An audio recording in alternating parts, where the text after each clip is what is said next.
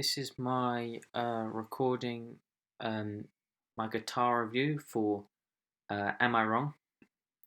I've got this guitar here. This was the original guitar which I comped. I'll just unmute it for you, so you can. This is the comp that I did for the guitar.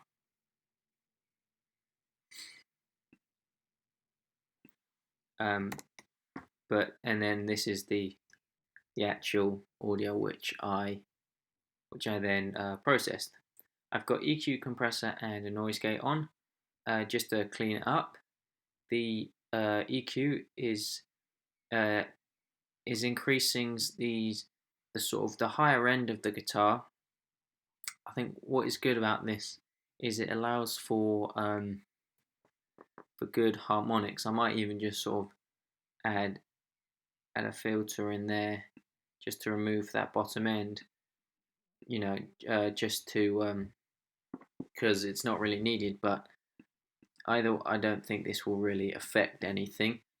Um, but this will sort of increase the harmonics of the guitar, and sort of around here is sort of where sort of the body will sit, and then up here higher up is sort of the harmonics. I might even want to lift it up, even higher here and put a shelf on. But if I really wanted to get that higher end, but I think it's good to still have the main sort of body focus, but then also allow for um, the higher parts and sections of the guitar to the higher harmonics and sound of the guitar to come out. I've then got a compressor on Guitar Electric. It is not too hard compression, slightly reducing the gain and threshold on -22. It's got quite a harsh knee. But there would one soft and then zero is hard, and the attack is 155 with a release of 51. So it's compressing not loads, but I think it adds just sort of a nice sort of tighter feel to the compression, which I think is good. And here I've got a noise gate, just sort of remove any unwanted frequencies um, that might come through. And then here we've got an amp. We have the full combo amp. I've got the treble. Originally, the treble is sort of fairly high and the bass is very high, with the mid slightly lower. I've moved the mic slightly further away and slightly in, just to get more. So it's a little bit more direct and not quite as mellow. I like having a little bit of distance between the mic and the amp. I think it creates a nice space and allows the guitar sound to breathe a bit, which I think is nice. I've also got an expander and a spreader, a stereo spread. The expand's just sort of giving the guitar just that higher frequency edge, just to sort of lift the guitar up and give the guitar a bit more emphasis to it. And the stereo spread is sort of just widening the stereo field of the guitar, just to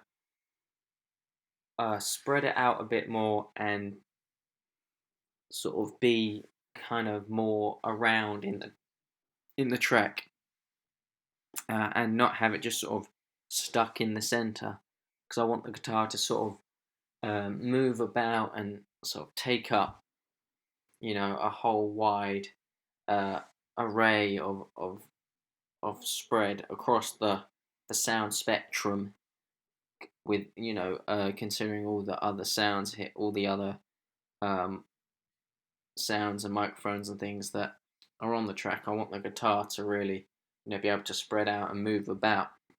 So that's sort of why the spreaders on there,